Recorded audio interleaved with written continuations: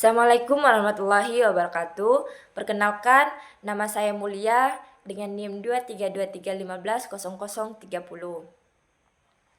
Yang saya hormati Ibu Mardatila Swaka MH selaku dosen pengampu mata kuliah Ilmu dan Teknik Perundang-undangan. Baiklah, di sini saya akan membahas mengenai ilmu dan teknik perundang-undangan dimulai dari bab 10, 11, 12, dan 13. Bab 10 itu ada jenis peraturan perundang-undangan. Bab 11 itu ada fungsi dari berbagai jenis peraturan perundang-undangan. Bab 12 itu ada materi muatan undang-undang dan peraturan perundang-undangan lainnya. Bab 13 itu ada asas-asas pembentukan peraturan perundang-undangan yang baik. Masuk di bab 10, saya jelaskan. Jadi bab 10 ada jenis peraturan perundang-undangan. Itu ada 3 ya. Yang pertama ada peraturan tingkat pusat dibuat oleh lembaga negara tingkat nasional. Berlakunya ini di seluruh wilayah Indonesia. Contohnya, Undang-Undang 1945, ada undang-undang atau Perpu, ada PP, Perpres, dan peraturan menteri. Yang kedua, ada peraturan tingkat daerah. Peraturan tingkat daerah ini dibentuk oleh pemerintah daerah bersama DPRD. Berlakunya di daerah masing-masing. Adapun jenisnya yaitu ada Perda provinsi, Perda kabupaten atau kota, dan peraturan kepala daerah. Sedangkan yang ketiga itu ada peninggalan sejarah hukum. Jadi peninggalan sejarah hukum ini ada 3 ya. Maksudnya itu yang pertama itu ada zaman Hindia Belanda dan ada Orde Lama, Orde Baru. Zaman Hindia Belanda ini KUHP Perdata, KUHP HIR masih berlaku sepanjang belum dicabut. Sedangkan Orde Lama banyak penetapan presiden dan peraturan presiden. Orde Barunya itu dominan PP dan Impres sebagai pelaksanaan kebijakan. Nah, jadi itu tadi bab 10 dan saya akan jelaskan sedikit di bagian bab 10 ini. Jadi peraturan perundang-undangan di Indonesia ada yang dibuat oleh pemerintah pusat dan ada yang dibuat oleh pemerintah daerah. Sebagian aturan lama dari masa kolonial dan masa pemerintah sebelumnya masih belum berlaku jika belum dicabut. Memasuki bab 11 itu ada fungsi berbagai jenis perundang-undangan. Fungsinya itu ada 4 ya. Yang pertama ada fungsi undang-undang dan perpu. Jadi fungsi undang-undang itu mengatur hal pokok, hak dan kewajiban warga negara. Sedangkan ada perpu itu fungsinya ditertibkan presiden dalam keadaan genting untuk menggantikan undang-undang. Yang kedua, ada fungsi PP dan Perpres. PP itu fungsinya menjabarkan pelaksanaan undang-undang atau perpu.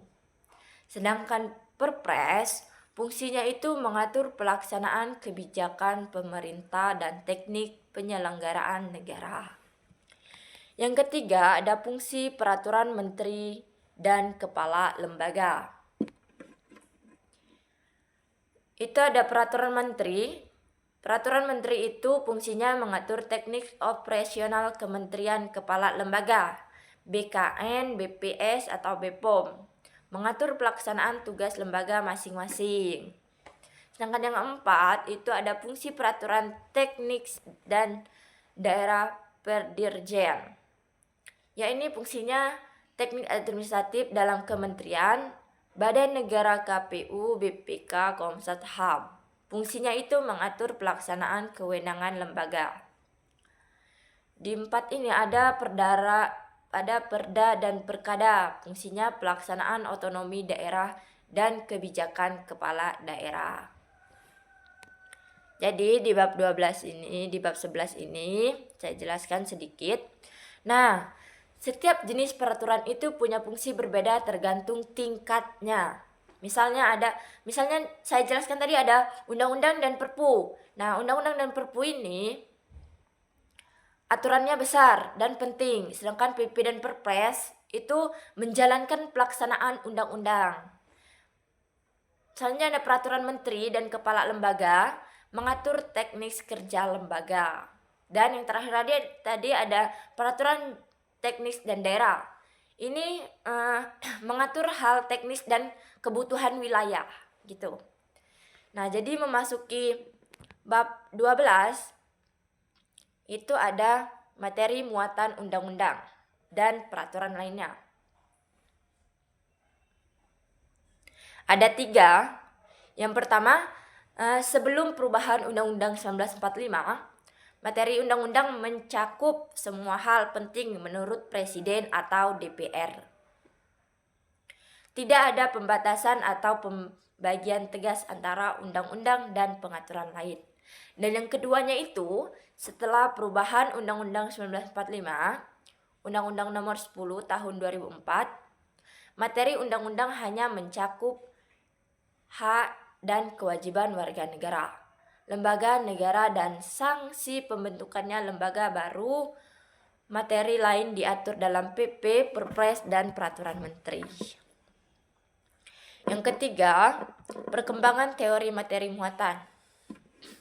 Perkembangan teori materi muatan ini pembatasan materi undang-undang untuk efisiensi dan mencegah tumpang tindih, menekankan kesesuaian hierarki dan materi, dan meningkatkan kualitas legislasi nasional. Jadi di bab 12 ini saya jelaskan sedikit. Nah, jadi setelah perubahan Undang-Undang 1945, undang-undang itu hanya mengatur hal-hal yang besar dan penting, sedangkan hal teknis diatur dalam peraturan di bawahnya gitu. Nah, jadi memasuki bab terakhir yaitu bab 13 ya. Di bab 13 itu ada asas peraturan pemerintahan yang baik. Ada 5 ya. Menurut Itzhak van der Vlies, asas peraturan pemerintah yang baik ini kejelasan, tujuan, dan kelembagaan tepat sesuai bentuk dan materi, dapat dilaksanakan dan dipahami masyarakat, keterbukaan proses pembentukannya. Yang kedua, menurut A. Hamid S. At-Tamimi, asas peraturan pemerintah yang baik, landasan filosofis yuridis dan sosiologis, keterbukaan dan kejelasan tujuan, keadilan, keseimbangan, dan keterpaduan hukum nasional. Dan yang ketiganya itu ada menurut Undang-Undang Nomor 10 Tahun 2004, kejelasan tujuan, kelembagaan pembentuk tempat yang tepat ya. Kesesuaian jenis, hierarki, dan materi, kedayagunaan, kehasilgunaan, dan keterbukaan. Menurut yang keempat, menurut Undang-Undang Nomor 12 Tahun 2011. Pertama ada asas tambahan, pengayoman kemanusiaan, kebangsaan, kekeluargaan, kenusantaraan, keadilan, ketertiban, Bhinneka Tunggal Ika, dan kesamaan kedudukan hukum. Yang kelima itu ada penerapan di Indonesia semua asas menjadi pedoman pembentukan peraturan, menjamin keadilan, kepastian, dan kemanfaatan hukum,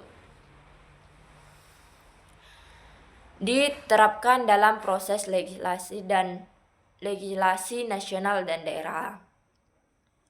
Jadi di bab 13 ini dijelaskan bahwa asas peraturan pemerintahan yang baik mengajarkan bahwa setiap peraturan harus jelas, adil, bermanfaat, keterbukaan, dan sesuai dengan nilai-nilai Pancasila serta hukum yang berlaku. Nah, itu tadi pembahasan keempat bab materi ilmu dan teknik perundang-undangan. Jadi saya simpulkan sedikit, keempat bab ini menjelaskan bahwa sistem peraturan perundang-undangan di Indonesia harus tersusun secara berjenjang dan memiliki fungsi yang jelas, berisi materi sesuai tingkatnya, dan dibuat berdasarkan asas-asas pemerintahan yang baik agar hukum di Indonesia adil, pasti, dan bermanfaat bagi masyarakat. Itu tadi pembahasannya dari bab 10, 11, 12, dan 13. Baiklah, saya akhiri. Apabila ada kesalahan saya mohon maaf, ada kekurangan saya mohon ampun.